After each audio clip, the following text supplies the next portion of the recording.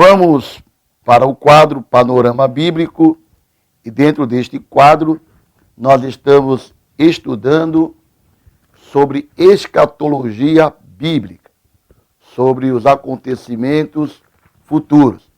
E hoje temos aqui no nosso estúdio o pastor Maximiliano Rodrigues Pires, que estará respondendo algumas perguntas sobre este tema tão importante: os sinais que precederão a volta de Jesus. Foi mencionado aqui alguns sinais, os falsos cristos e falsos profetas que vão surgir, a apostasia, a perseguição aos crentes. E nós perguntamos para o pastor Max: Pastor Max, o que significa sinais do céu? Perfeito.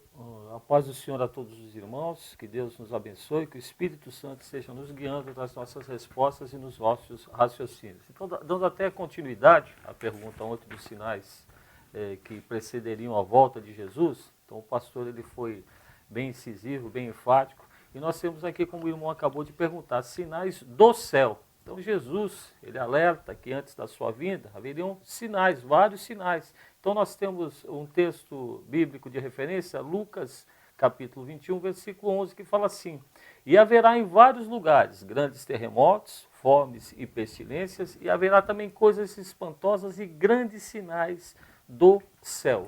Então nós devemos atentar para esse versículo, que ele fala sinais do céu, e não sinais no céu. Então, o porquê que nós enfatizamos essa questão de sinais do céu e não sinais no céu? Para evitar especulação sobre esse assunto. Muitas vezes as pessoas olham para o céu, veem algo, então acham que aquilo é um sinal. Então, os sinais vêm do céu e não especificamente no céu. Então, nós não sabemos que sinais são esses, pois as escrituras assim não revelam, mas nós sabemos que serão coisas que causarão espanto. Aqui fala, haverá coisas espantosas, é o que nós estamos vendo. Um outro fato importante, pastor Miranda, que nós não podemos deixar de enfatizar, é a questão que fala de sinais, mas não fala a respeito de datas.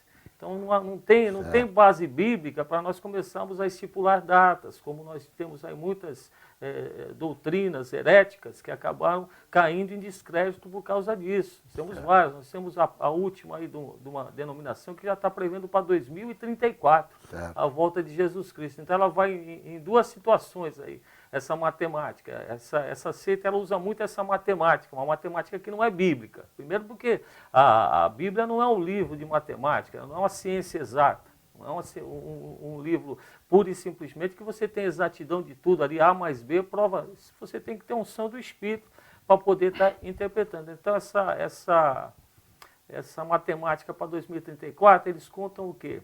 Eles contam os 120 anos de Noé, da arca, aí a soma de 1914, que para eles Jesus veio em 1914, ele chega a 2034 e estabelece isso. Se a Bíblia é bem clara, não fala a respeito de datas. Mateus 24, versículo 36, Jesus fala, mas daquele dia e hora ninguém sabe, nem os anjos nem no céu, mas unicamente meu Pai. Então esses sinais do céu, no versículo 11 do capítulo 21, nós vemos essas situações que aqui estão sendo expostas. Terremotos, fomes, nós temos visto terremotos, fomes, pestilências, doenças que estão aparecendo e também coisas espantosas e grandes sinais do céu. Então haverá sinais do céu. Acrescentando ainda isso, o pastor Miranda, o senhor falou de sinais do céu e nós também temos as guerras e conflitos, que também são coisas que estão previstas para acontecer. Mateus 24, versículo 7, o próprio Jesus fala assim: porquanto se levantará nação contra nação, reino contra reino, e haverá fomes e pestes e terremotos em vários lugares. Mais uma revelação do Senhor com relação ao que vai acontecer. O mundo já passou por duas guerras, nós temos a guerra de 1914, que foi a primeira grande guerra mundial. Nós temos a segunda que vem da década de 40, 41, vai até 44, 45, onde muitas pessoas, milhares de pessoas inocentes, elas foram mortas. Então as guerras, elas continuam sendo constantes, embora não em âmbito mundial. Hoje nós não temos assim exatamente um conflito mundial, mas nós temos conflitos entre grandes nações que podem desencadear uma grande guerra nesse sentido. Então são sinais que nós estamos vendo. Nós temos os atentados terroristas Nós temos hoje o Estado Islâmico agindo ali na região do Oriente, na África, na Ásia. Então são coisas que estão acontecendo assim como predisse Jesus através da sua palavra. Então sinais que antecedem, mas sempre bom a gente enfatizar nesse sentido. Nós não estamos aqui estabelecendo datas, nem tampouco fazendo previsões de quantos anos, não temos base bíblica nenhuma para isso, pelo contrário, nós temos uma base bíblica para não especularmos sobre isso, mas daquele dia e hora, ninguém sabe, nem os anjos do céu, mas unicamente meu Pai. E estes sinais, eles nos mostram que a vinda do Senhor Jesus está próxima, Eminente, né? eminente. Não podemos marcar data, mas os sinais nos indicam que a qualquer momento Jesus pode voltar para buscar a sua igreja. Os sinais estão claros e patentes aos nossos olhos.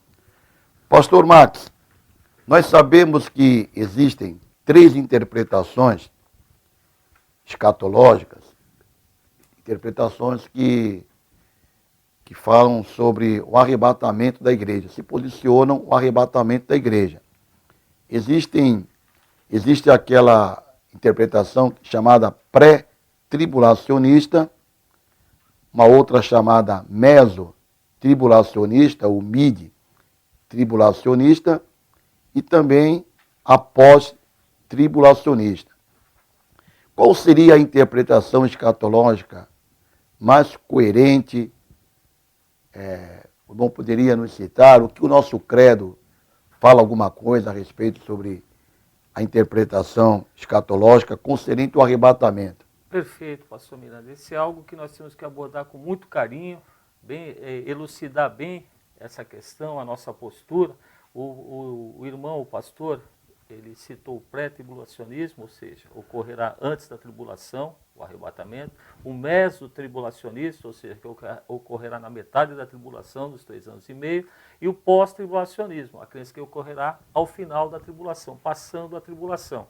Eu gostaria de citar aos nossos amados ouvintes, o credo da Igreja Evangélica da Paz, ele é composto de 14 itens, 14 artigos, assim podemos dizer. E no seu artigo número 11, 11º, fala assim, o credo da Igreja Evangélica da Paz. Cremos na segunda vinda pré-milenial de Cristo em 2 fases distintas. Preste bem atenção, meu querido ouvinte. Primeira, invisível ao mundo para arrebatar a sua igreja fiel da terra, antes da grande tribulação. A segunda, visível e corporal com sua igreja glorificada para reinar sobre o mundo durante 1000 anos. Então, essa resposta ela já seria respondida só pela questão do credo. Mas é bom nós estarmos enfatizando, estamos dando as bases bíblicas para por que nós cremos dessa maneira. Então, nós teríamos aqui várias situações que nós poderíamos abordar, e eu gostaria de estar junto com o irmão, nós aqui declarando, nós somos pré-tribulacionistas, não é isso, pastor Miranda? Sim. Pré-tribulacionistas. Somos pré-tribulacionistas, cremos que o arrebatamento da igreja vai ocorrer antes da grande tribulação. Agora, o pastor Max, o irmão pode nos mostrar razões pelas quais a igreja não passará pela grande tribulação? Perfeito. Não só podemos, como devemos, né? Mais do que poder é dever. Devemos embasar toda a nossa postura, todas as nossas declarações, nossas afirmações, deixar bem claro aos ouvintes que não são declarações de ordem humana, ou seja, de conhecimento teológico ou conhecimento histórico que nós possamos ter, mas sim aquilo que a Bíblia nos fala. Nós somos pré-tribulacionistas, cremos que o Senhor arrebatará a sua igreja antes da tribulação de 7 anos. Nós temos em João 14, versículo 1 a 3, que fala assim, não se turbe o vosso coração, crede em Deus, crede também em mim, na casa de meu Pai há muita morada, se não fosse assim eu vou teria dito, vou preparar-vos lugar, e quando eu for e vos preparar lugar, virei outra vez e vos levarei para mim mesmo, para onde eu estiver e sejais vós também. Mas vamos às razões, pastor Miranda. Nós podemos embasar essas razões com relação às razões pela qual a igreja não passará pela grande tribulação. Nós temos Colossenses, se os irmãos estiverem acompanhando, Colossenses capítulo 3, versículo 4, que fala que quando Cristo, que é a nossa vida, se manifestar, então vós vos manifestareis com ele em glória. Então, o primeiro texto que nós podemos embasar, Colossenses 3, versículo 4. Paulo está falando que quando Cristo, que é a nossa vida, se manifestar, então vós vos manifestarei com ele em glória. Então está falando para a igreja.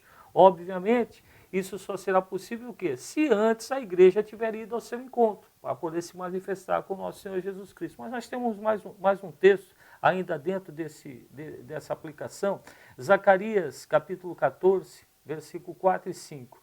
E naquele dia estarão os seus pés sobre o Monte das Oliveiras, que está de fronte de Jerusalém para o Oriente, e o Monte das Oliveiras será fendido pelo meio para o Oriente, para o Ocidente, e haverá um vale muito grande. E metade do monte se apartará para o norte, e a outra metade dele para o sul. Versículo 5.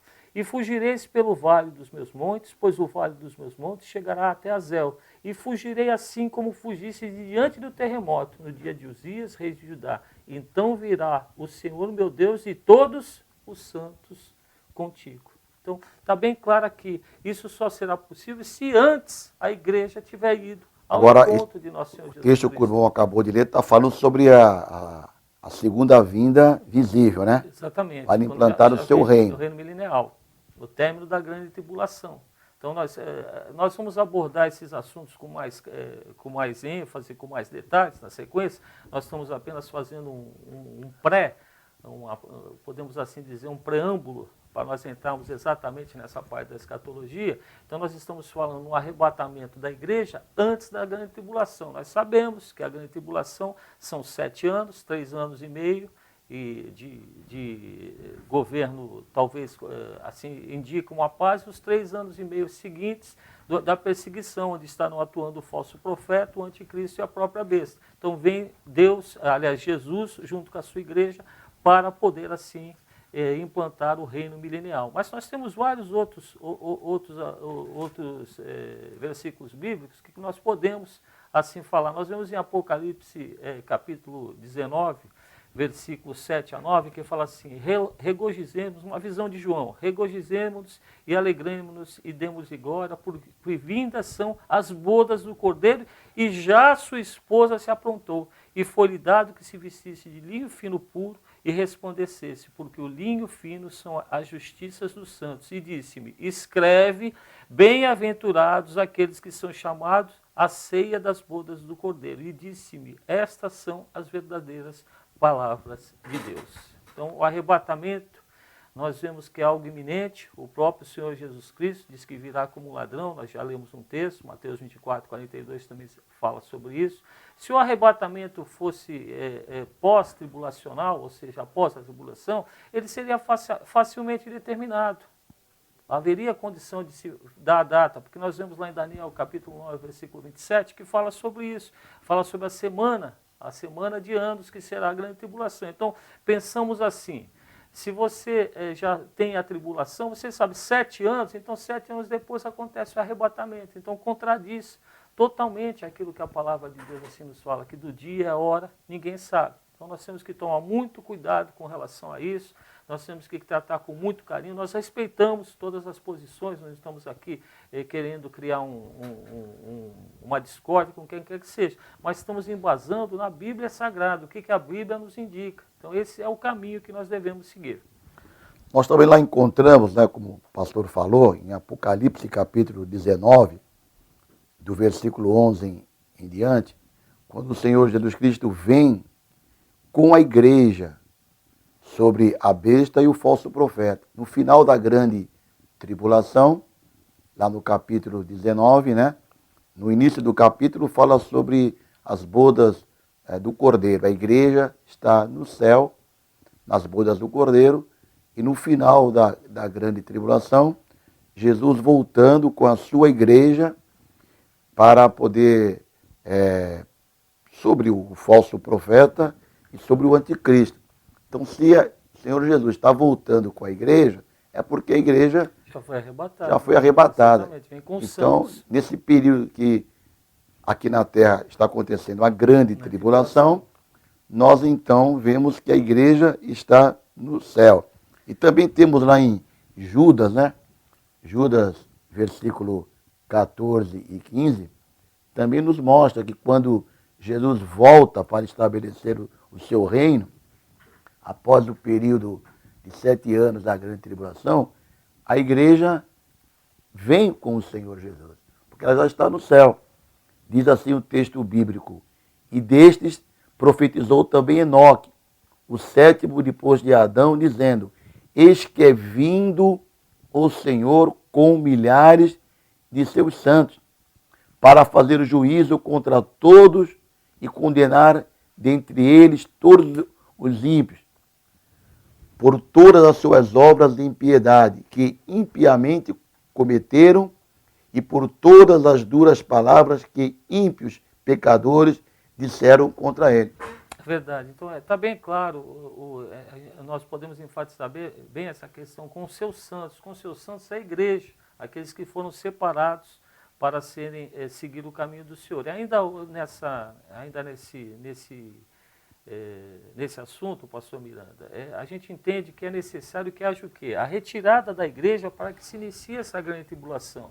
Há um personagem que é marcado, bem marcante no período da grande tribulação, que será a besta. Ele é mencionado em Apocalipse 6, versículo 1 a 2. Peço aos amados ouvintes que anotem as referências para que nós possamos dar dinamismo às nossas respostas. Então, Apocalipse 6, versículo 1 e 2, fala sobre a besta. No entanto, antes é necessário que o Espírito Santo seja retirado para que se manifeste esse homem do pecado. 2 Tessalonicenses capítulo 6, versículo 8, fala sobre isso. Então a igreja, e consequentemente todos os salvos, ou seja, todos os seus santos, é identificada como sendo o templo do Espírito Santo. 1 Coríntios capítulo 3, versículo 16 e 17. E com a saída do Espírito Santo sai também o seu templo e a sua habitação, que é a igreja.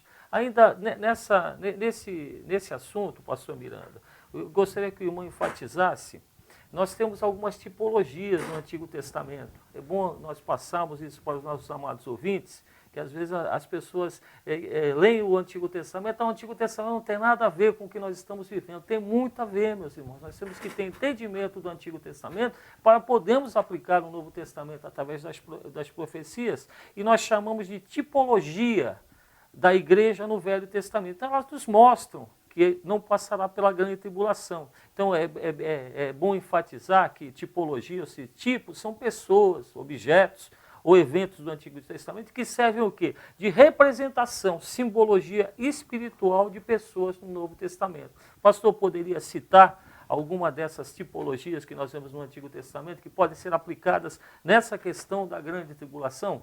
Sim, podemos citar Enoque.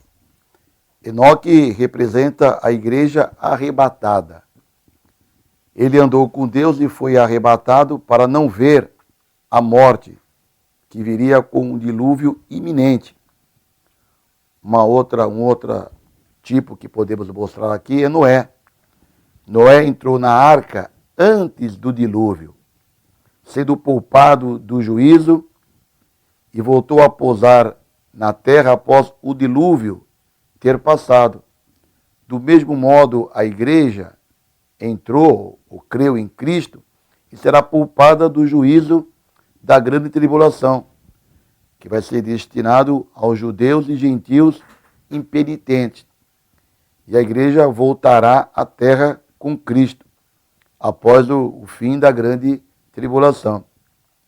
Outra tipologia do Antigo Testamento, que mostra que a igreja não passará pela grande tribulação, é o caso de Ló. Ló foi retirado de Sodoma antes do juízo, que destruiu esta cidade. E Jesus usa a figura de Ló como comparação para a retirada da igreja antes do juízo que virá sobre o mundo. Portanto, as tipologias da igreja no Velho Testamento nos mostram com muita clareza que a igreja não passará pela grande tribulação. Verdade, uma outra situação, pastor, se nós já estamos vivendo no período da grande tribulação, qual o período que nós estamos vivendo? Porque a grande tribulação serão 7 anos primeira parte, 3 anos e meio, de uma suposta paz que o anticristo vai oferecer. E no final, na segunda parte, nos 3 anos e meio finais, o anticristo vai então manifestar, e aonde os juízos citados lá em Apocalipse vão ocorrer. Se nós estamos vivendo no período da grande tribulação, qual o período que estamos? Na primeira parte ou na segunda parte? Se é na primeira parte, nós estamos vivendo na paz, suposta paz que o anticristo vai oferecer ao mundo. Se estamos na segunda parte da grande tribulação, nós estamos vendo acontecer os juízos, que o livro de Apocalipse está nos mostra, né? Então, se esta grande tribulação, que a Bíblia nos fala, que o Antigo Testamento fala que é dia de angústia, dia de ira do Senhor, está acontecendo, então tem alguma coisa que não está batendo com a Bíblia. É verdade, pastor. É o que nós acabamos de citar. Nós citamos o nosso credo no seu artigo 11, que fala da nossa fé, da nossa crença no sentido do arrebatamento antes da grande tribulação. E nós manifestamos aqui os versículos bíblicos que falam sobre isso. E o pastor foi bem elucidativo nessa questão de fazer uma aplicação aos dias de hoje. Então, que fase nós estaremos na grande tribulação? Algo que não tem como nós cremos dessa maneira. Respeitamos, deixar bem claro que respeitamos a posição de cada um, mas embasamos biblicamente. Então nós temos essa postura, nós somos pré-tribulacionistas. Nós cremos o quê? No arrebatamento da igreja, na ressuscitação daqueles que morreram em Cristo, no tribunal galardoatório durante esse período da grande tribulação, que é onde os salvos ali estarão, na volta de Jesus, na segunda vinda de Jesus, com a igreja, quando então haverá a batalha do Armagedon, que é o que o irmão falou da questão da nação de Israel. A grande tribulação é justamente para quê? Para estabelecer a nação de Israel como reino do Senhor e também para julgamento ou salvação. Às vezes algumas pessoas perguntam, haverá salvação na grande tribulação? Sim, mas não da maneira que nós temos hoje, pela graça e misericórdia do Senhor. A salvação será através do sacrifício da própria vida, terão que morrer por Cristo. Então, algo que nós temos que estar preparados. A palavra nos fala, Mateus 24, versículo 42 a 44, Jesus assim nos indica. Vigiais, pois, porque não sabeis a que horas há de vir o vosso Senhor. Mas considerai isto, se o pai de família soubesse a que vigília da noite havia de vir o ladrão, vigiaria e não deixaria minar a sua casa. Por isso estáis vós apercebidos também, porque o Filho do Homem há de vir a hora em que não penseis. Então, meus queridos, meus irmãos, minhas irmãs, nós temos que estar preparados para a volta de nosso Senhor Jesus Cristo. A Bíblia também, o pastor Marcos, nos aponta que durante o período da grande tribulação vai surgir o anticristo e também o falso profeta. Se nós já estamos no período da grande tribulação, cadê o anticristo? Cadê o falso profeta? Porque a Bíblia é muito clara, como o irmão citou, lá em 2 Tessalonicenses, capítulo 2, versículo 6, onde fala sobre o anticristo, o surgimento do anticristo, diz assim, e agora vós sabeis o que o detém. Veja o artigo, o detém, para que a seu próprio tempo seja manifestado. Porque já o ministério da injustiça opera. Somente há um que agora resiste até que do meio seja tirado. E então será revelado o iníquo, a quem o Senhor desfará pelo assopro da sua boca e aniquilará pelo resplendor da sua vinda. Aqui a palavra vinda do grego, epifaneia, significa a vinda em glória. Dizendo que o anticristo ele só vai surgir quando o Espírito Santo se retirar da igreja, se retirar aqui do mundo, né? E sabemos que nós somos templo do Espírito Santo. Então, quando a igreja for retirada, aquilo que o detém será retirado. Então, o surgimento do anticristo só poderá acontecer quando a igreja subir. Depois do arrebatamento. Enquanto a igreja estiver aqui, enquanto o Espírito Santo estiver operando na igreja, é muito claro que o anticristo não vai atuar neste mundo. E outra coisa também, nós cremos que o arrebatamento é algo iminente, né? Iminente. E se nós cremos que já estamos passando pela grande tribulação, esse fato do arrebatamento ser iminente cai por terra. Porque nós sabemos que quando começar a grande tribulação, após 7 anos, a vinda do Senhor Jesus vai acontecer, a segunda vinda em glória. Então, se estamos esperando o arrebatamento a qualquer momento, e se ainda não surgiu o anticristo, e estamos no período da grande tribulação, então isso aí não contradiz o que a Bíblia afirma, né? Que a qualquer momento pode surgir, então, o arrebatamento da igreja. E o que o pastor falou, seria previsível, teríamos uma previsão nesse sentido. Eu penso que nós elucidamos bem essa questão da tribulação, e nós vamos dar continuidade, lembro aos irmãos ouvintes que nós vamos dar continuidade nesse assunto, mas o nosso tempo também, nós temos um tempo assim limitado. Pastor Miranda, eu pediria a sua permissão, se o senhor assim permitisse. Nós temos 3 perguntas, penso que o irmão tem consigo aí. Se o irmão permitiria que eu assim respondesse. Recebemos aqui, o pastor Marcos, 3 perguntas, né? Temos uma pergunta aqui de uma pessoa que pergunta o seguinte: o que representa o óleo e o vinho na Bíblia? Ou seja, o que representa o azeite, o óleo e o vinho na Bíblia? Amém, glória a Deus. Nós temos 3, essa é uma delas. Essa parece que foi a irmã Vera, o pastor Cícero me passou, teria sido a irmã Vera.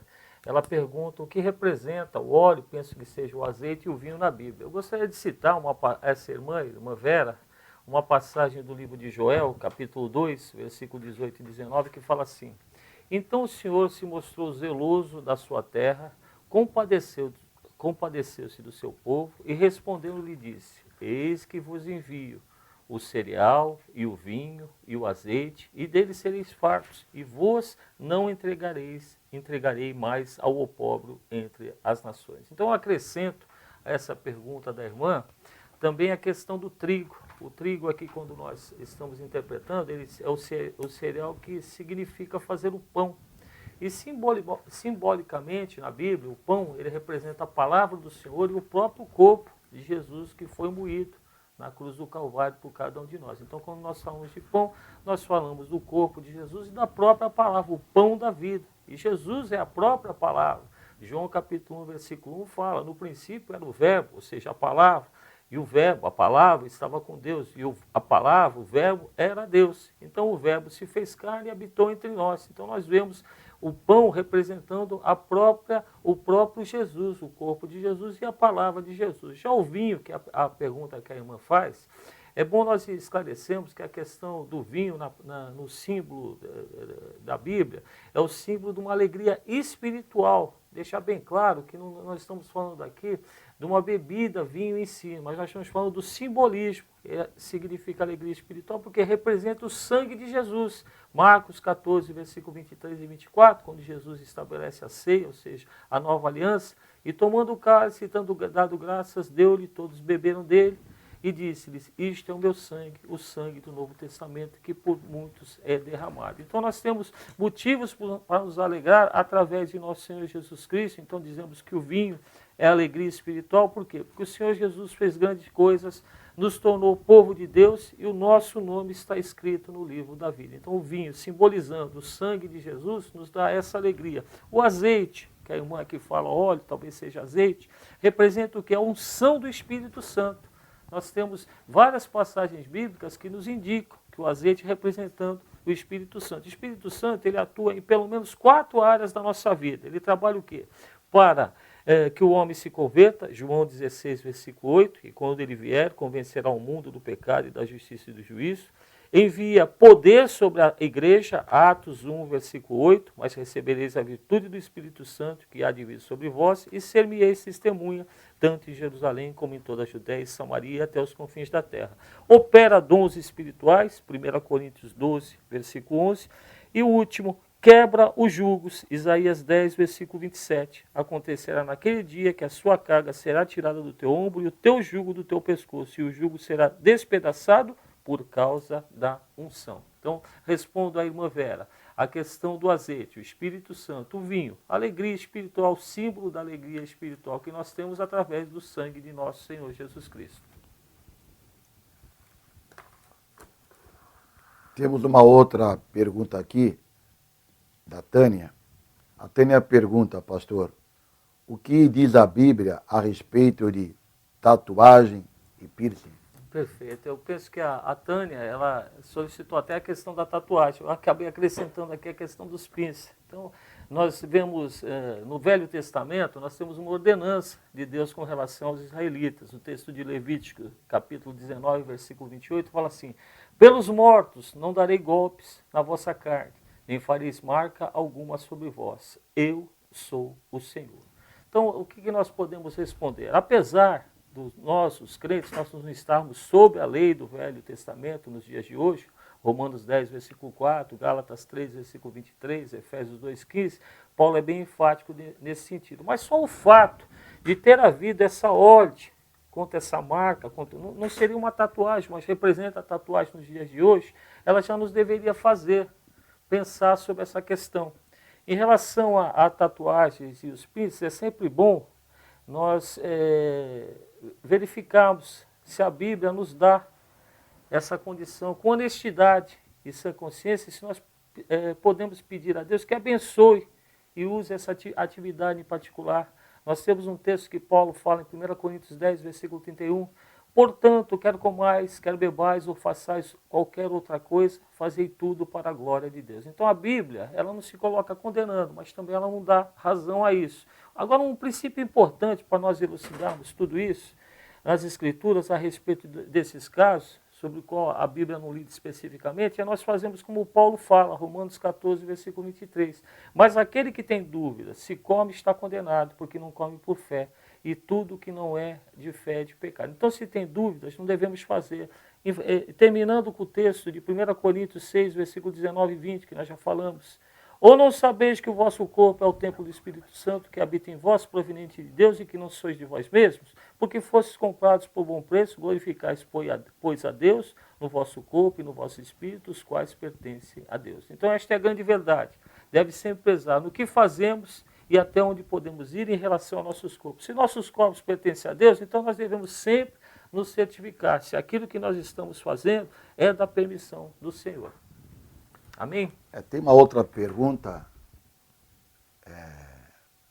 porque a igreja morre, né? Mas vamos responder amanhã, pastor, porque Amém, o tempo já... amém. Acho que foi o irmão Pablo. Então, irmão Pablo, amanhã nós responderemos essa questão, por que a igreja morre.